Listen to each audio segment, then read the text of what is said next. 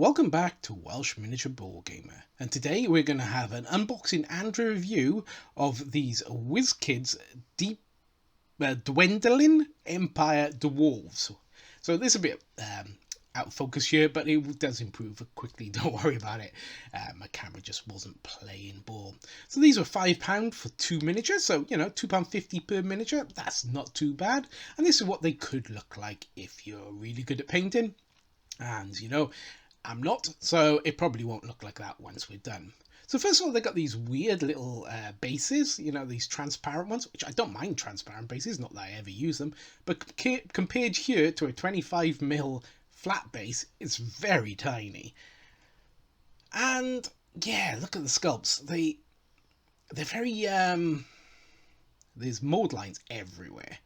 It almost feels like the old sort of 1980s, being that old, I can speak for this, metal miniatures, when the plates used to shift, and you used to end up with like this really quite bad mold line, and the things don't quite line up anymore.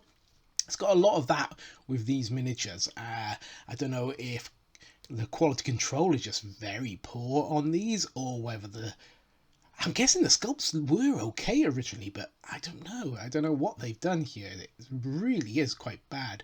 And like, if you can see on this one here, she's got this weird blemish on her cheek, like I don't know. It looks almost like she's sucking on a pipe, but she's not. It's just like a poor, I don't know. Really hard for me to explain this. And of course, there's mold lines everywhere on this miniature.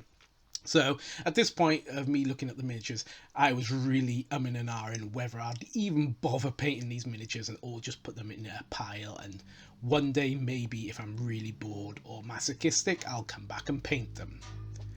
But you know, the time comes when I do actually decide to paint them, and yeah, I put this one on a raised 25mm base, and she looks better than on that tiny little clear thing, which the moulded pudding base would have had troubles fitting on, to be honest. So I don't quite get why they gave such a small stand.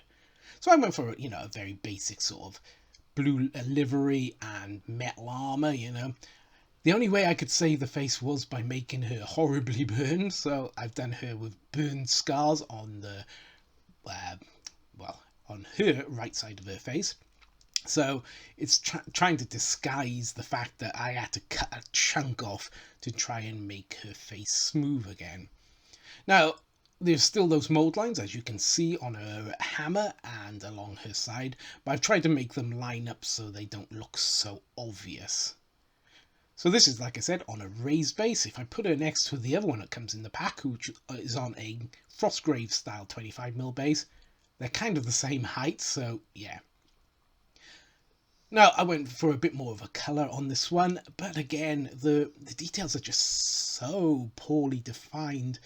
And I don't think it was the sculptor's fault. I think it is the process that they've used, and the plastics they've used are very poor and really not great. The models do have a very cherubim looking faces, so they kind of look more like hobbits to me. And that's sort of further backed up in my mind by the fact that when you put them next to other dwarves, they are kind of like petite. So this is a Durgar model, so a dwarf, and he is much bulkier than both of them really, but especially the one on your right. So yeah, I'm not sure. I would use them as hobbits, you know, very heavily armed battle hobbits, if you like, which seems a rather strange thing to say, but there you go. This one's against the other Durgar. Now, admitted, she is quite a tall dwarf. I said that before when I've reviewed that pack. But yes, like, look how much smaller she is. She looks like you know, they do look like children or, you know, hobbits.